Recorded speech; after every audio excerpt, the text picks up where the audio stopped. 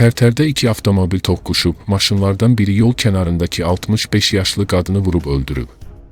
Kanal 10 TV Azərbaycan Qafqaz İnfoya istinadən xəbər verir ki, yol nəqliyyat hadisəsi ötən gün rayonun Qaraqoyunlu kəndində baş verib. Hərəkətdə olan və AZ 2107 markalı avtomobil qarşıdan gələn Hyundai markalı maşınla toqquşub. Zərbənin təsirindən Hyundai yoldan çıxaraq kənd sakini Nazilə Cəfərovanı vurub.